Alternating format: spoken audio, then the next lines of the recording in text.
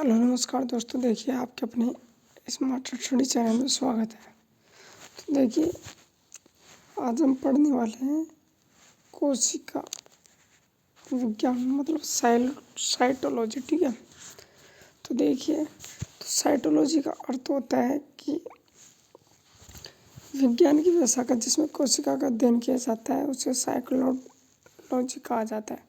प्रत्येक जीव की संरचनात्मक एवं क्रियात्मक इकाई कोशिका कहलाते हैं। ठीक है, ये कोशिका का स्ट्रक्चर एक तरह से। ठीक है, देखिए शुक्राणु मतलब 23 ये अगुणित कोशिका है मतलब युग्म मंच। और अंडाणु ये भी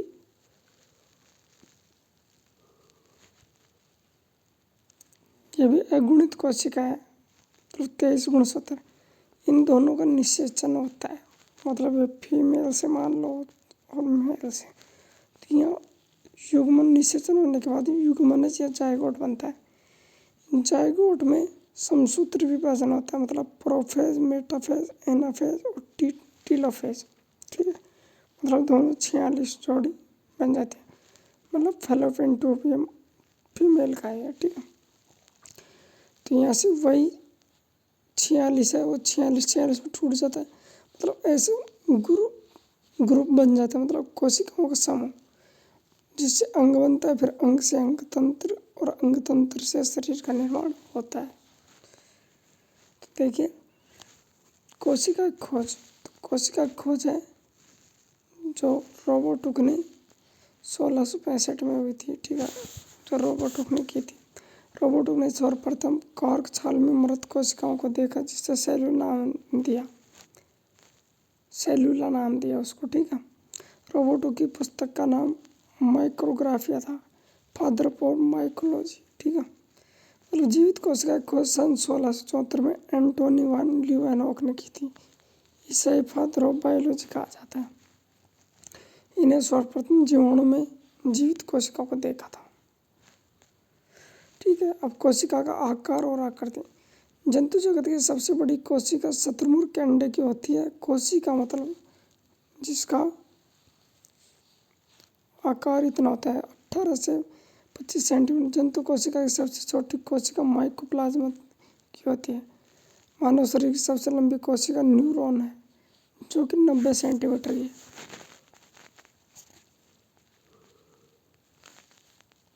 अलग अलग जीवों की कोशिकाओं का आकार अलग व आकृति अलग अलग होती है। कोशिका सिद्धांत 1838-39 में स्लाइडेन एवं स्वान ने दिया था। स्लाइडेन ने पादप विज्ञान में और जंतु विज्ञान में स्वान ने दिया था। प्रत्येक जीव की संरचनात्मक एवं क्रियात्मक इकाई को कोशिका कहा जाता है। प्रत्येक जीव की कोशिका या उनके उत्पादों को मिलकर बना होता है मतलब प्रत्येक जीव कोशिका या उनके उत्पादों से मिलकर बना होता है। मतलब एक कोशिका उत्तक से अंग और अंग से अंग तंत्र और अंग तंत्र से शरीर का निर्माण होता है फाइनली। ठीक है, नवीन कोशिकाओं का निर्माण पूर्ववर्ती से होता है जिसे रुडोल्फ विर्चो ने कहा था। प्रत्येक कोशिका में आनुवंशिक पदार्थ मतलब डीएनए और आरएनए निहित होता है। ठीक है, वायरस या विषाणु। वायरस या विषाणु कोशिका सिद्धांत के अनुपालन नहीं करते हैं, जिससे कि खोज इन्होंने इवानोव्स्की के द्वारा की गई थी। वायरस खोज इसे निर्जीव व सजीव के बीच की कड़ी कहा जाता है। वायरस का अध्ययन वायरोलॉजी शाखा में किया जाता है। वायरस में आनुवंशिक पदार्थ डीएनए व आरएनए पाए जाते हैं। केंद्र के आधार पर कोशिका के प्रकार। तो कोशिका 2 प्रकार की होती है। कौन कौन सी? एक तो प्रोकैरियोटिक और एक यूकैरियोटिक। प्रोकैरियोटिक में देखिए प्रो मतलब अविकसित या अल्पविकसित कोशिका, कैरियोन मतलब केंद्रक मतलब अविकसित केंद्रक। ठीक है, इसे नील हरित शैवाल, माइकोप्लाज्मा, जीवाणु, बैक्टीरिया इनमें मुख्य कोशिकांग अनुपस्थित होता है, जबकि यूकैरियोटिक में पूर्ण विकसित होती है मतलब कैरियोन मतलब केंद्र। स्वर्ण प्रणाली व पादप में इसमें मुख्य कोशिकांग केंद्र के केंद्रिका में माइटोकॉन्ड्रिया पाई जाती है। 80 प्रकार का राइबोसोम इसमें पाया जाता है और श्वसन स्थल माइटोकॉन्ड्रिया पाया जाता है। आत्मघाती थैली लाइसोसोम होती है इसमें, ठीक है। तो इसमें 70 प्रकार का राइबोसोम पाया जाता है। प्रोकैरियोट में श्वसन स्थल मेसोसोम होता है। अब पादप कोशिका और जंतु कोशिका, तो इसमें देखिए पादप कोशिका और जंतु कोशिका में अंतर। इसमें केंद्रक होता है, तो केंद्रक इसमें होता है, इसमें केंद्रिका होती है, तो इसमें केंद्रिका भी होती है। इसमें केंद्रक होता है, तो इसमें केंद्रक होता है। इसमें कोशिका भित्ति होती है, तो इसमें कोशिका भित्ति नहीं होती, इसमें कोशिका झिल्ली होती है, ठीक है। इसमें माइटोकॉन्ड्रिया होता है, तो इसमें माइटोकॉन्ड्रिया इसको स्टार्च मंड के रूप में करता है। इसमें ग्लूकोजन के रूप में संचित होता है। इसमें कोशिका द्रव होता है, तो इसमें कोशिका द्रव होता है। इसमें रिक्तिकाएँ होती है, लेकिन इसमें रिक्तिकाएँ नहीं होती है। इसमें राइबोसोम पाया जाता है, इसमें भी राइबोसोम पाया जाता है। इसमें तारकाएँ नहीं होती है, जबकि इसमें तारकाएँ की जगह ग्लाइकोजन होता है, ठीक है। ये तो इसके प्रमुख अंतर थे। अब देखिए पादप कोशिका में सबसे बाहर सेलुला की बनी हुई कोशिका भित्ति पाई जाती है। पादप कोशिका में केंद्रक परिधि की ओर होता है। पादप कोशिका में हरित लवक पाया जाता है। पादप कोशिका में बड़ी रिक्तिकाएँ पाई जाती है। पेड़ पौधों का संचित भोजन स्टार्च या मंड के रूप में होता है। पादप कोशिकाओं में तारकाएँ अनुपस्थित होती है, जबकि जंतु कोशिका में इनमें कोशिका भित्ति अनुपस्थित होती है। जंतु कोशिका में केंद्रक मध्य में पाया जाता है। जंतु कोशिका में हरित लवक नहीं पाया जाता है। जंतु कोशिका में रिक्तिकाएँ छोटी व अनुपस्थित होती है। जंतु कोशिकाओं का संचित भोजन ग्लाइकोजन के रूप में जंतु कोशिका में तारकाएँ उपस्थित रहता है।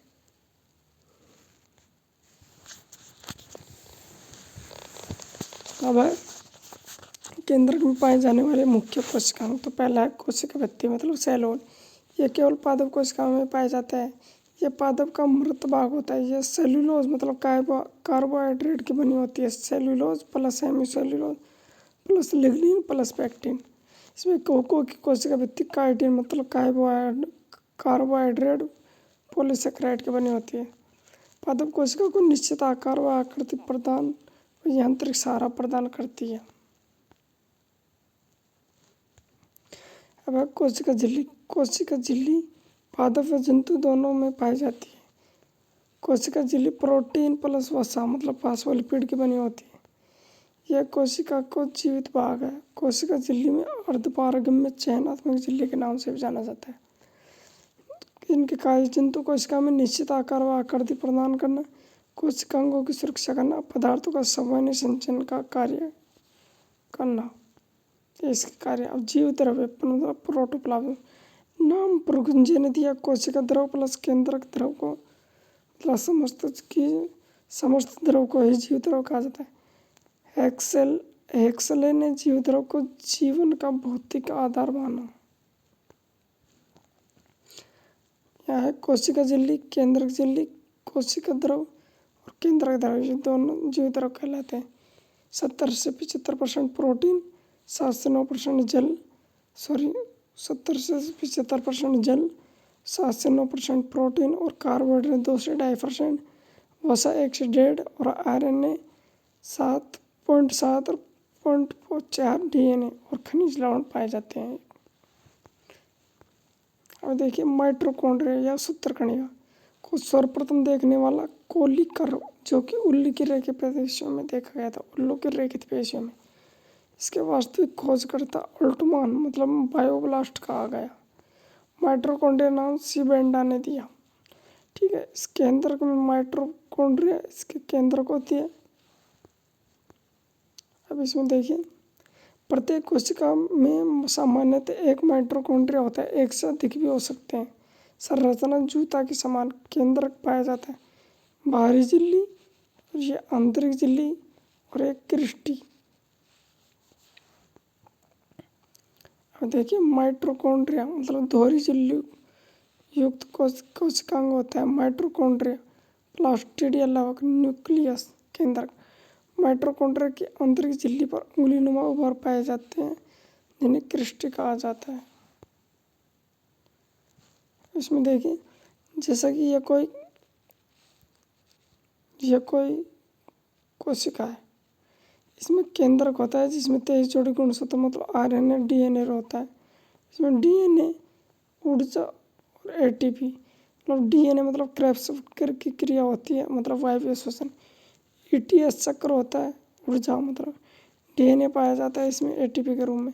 श्वेत प्रकृति, अपनी जैसे माइटोकॉन्ड्रिया बनाने की क्षमता पाई जाती है कोशिका के अंदर रहकर। इसे अर्धपारगम्यता, अर्धस्वायत्तासी कोशिकाएं कहा जाता है। केंद्रक का शक्ति ग्रह या पारस भी इसे कहा जाता है। इसमें केंद्रक पाया जाता है, इसमें C6H12O6 और 6O2 प्लस 6 कार्बन के अणु, 6 जल के और 38 एटीपी के रूप ऊर्जा प्राप्त होती है। यह माइटोकॉन्ड्रिया में संचित रहता है। अब राइबोसोम, ठीक है। राइबोसोम की खोज पैलाडी ने की थी। राइबोसोम बिना झिल्ली युक्त कोशिकांग होता है। इसका कार्य प्रोटीन का संश्लेषण करना। राइबोसोम को प्रोटीन का कारखाना कहा जाता है। अब 2 प्रकार के राइबोसोम पाए जाते हैं। कौन कौन से? 170S प्रकार का और 80S प्रकार का।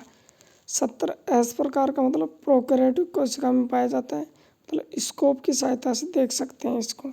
70S मतलब जिसकी भी 2 उप इकाइयाँ 50S और 30S।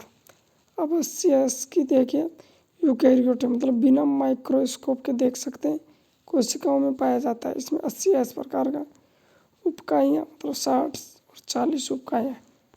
एस का मतलब होता है स्वदेशी इकाई, मतलब सोडिमेंटेशन। प्लास्टिड या लवक, इसकी खोज हैकेल ने 1665 में की थी। यह केवल पादप कोशिकाओं में पाया जाता है, जंतु कोशिका में लगभग अनुपस्थित होता है। यह कोशिका झिल्ली युक्त कोशिकांग होता है। वर्णकों के आधार पर पादपों में 3 प्रकार के लवक पाया जाता है। कौन कौन से? पहला अवर्णी लवक मतलब ल्यूकोप्लास्ट। दूसरा है वर्णी लवक मतलब क्रोमोप्लास्ट। तीसरा है हरित लवक मतलब क्रोमोप्लास्ट होता है। तो इसमें देखिए सबसे पहले ल्यूकोप्लास्ट पढ़ते हैं। यह लवक पादप के उन भागों में पाया जाता है जो भाग प्रकाश से वंचित रहता है, जैसे भूमि का तना, जड़ों में, बीजों में, मक्का, आलू, गेहूं की जड़ों में। ठीक है। अब वर्णी या क्रोमोप्लास्ट, यह लवक पादपों के उन भागों में पाया जाता है जो भाग में रंगीन दिखाई देते, जैसे फूल, फल, भित्ति। गाजर का लाल रंग कैरोटीन वर्णक के कारण, चुकंदर का लाल रंग विटामिन के कारण, टमाटर का लाल रंग लाइकोपीन के कारण, पीले रंग ज़ैंथोफिल के कारण। अब हरित लवक या क्लोरोप्लास्ट, यह केवल पादप के हरे भागों में ही पाया जाता है, जैसे पत्तियां और हरे तने। क्लोरोप्लास्ट में क्लोरोफिल पाया जाता है, जैसे हरित लवक और पर्णहरित। क्लोरोफिल में मैग्नीशियम धातु पाई जाती है। कार्य होता है प्रकाश संश्लेषण की क्रिया में भाग लेना। देखिए इस डायग्राम में देखिए, 1 ग्रेना बराबर 2 से 200 थाइलेकोइड। ग्रेनो मतलब प्रकाशिका विकिरण, एक भाग को थाइलेकोइड कहा जाता है। क्वांटम सोम मतलब क्लोरोफिल, मैग्नीशियम धातु। दोहरी झिल्ली युक्त कोशिकांग केंद्रीय कोशिकांग है। स्ट्रोमा मतलब अप्रकाशिका विकिरण मतलब द्रव। प्रोटीन 40 से 50%, वसा 23 से 25%, डीएनए 0.3%, आरएनए 4%, क्लोरोप्लास्ट 6 से 10%। इसमें 70 प्रकार के राइबोसोम पाए जाते हैं।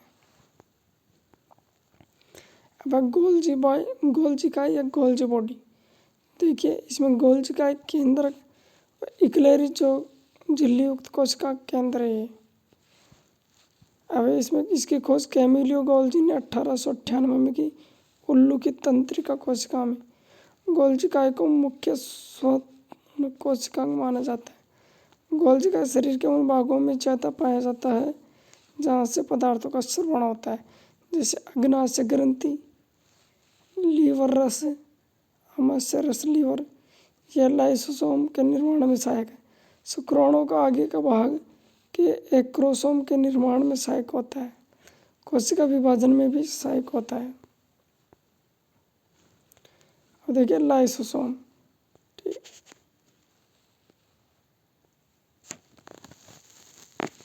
लाइसोसोम इसकी खोज ड्यूटीबिन की इसका निर्माण गोल्जिका से होता है। ये एक इकलहरी युक्त कोशिकांग है, ठीक है।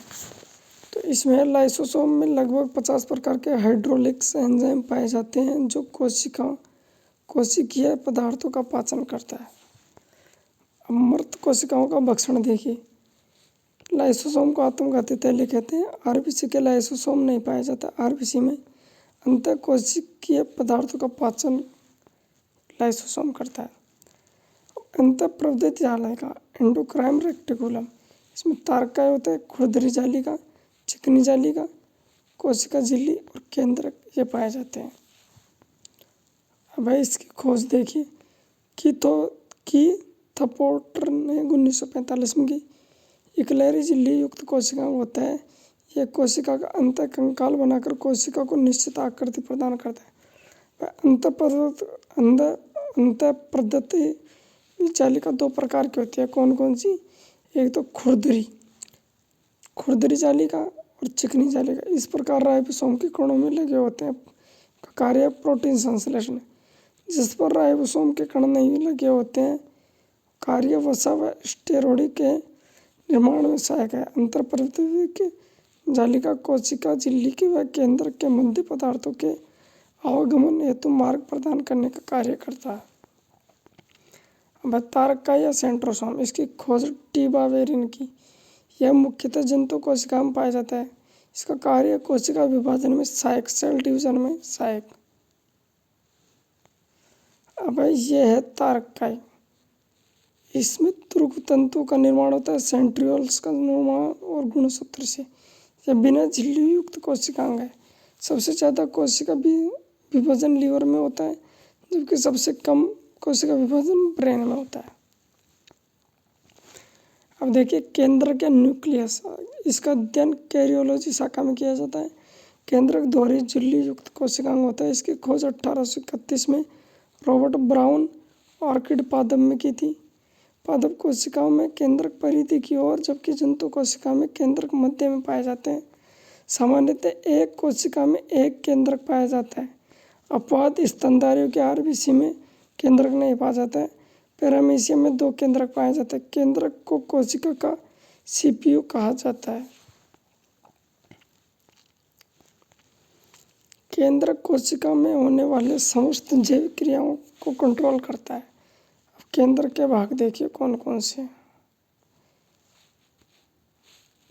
केंद्रक झिल्ली, केंद्रक द्रव, केंद्रिका खोज है फोंटाना की थी। राइबोसोम का निर्माण होती है। आरएनए का संश्लेषण होता है। क्रोमेटिक जाल इसमें होता है। कोशिका विभाजन के समय ये क्रोमेटिक जाल संघनित होकर गुणसूत्र में बदल जाता है। गुणसूत्रों में डीएनए व आरएनए प्लस स्टोन प्रोटीन नामक पाई जाती है।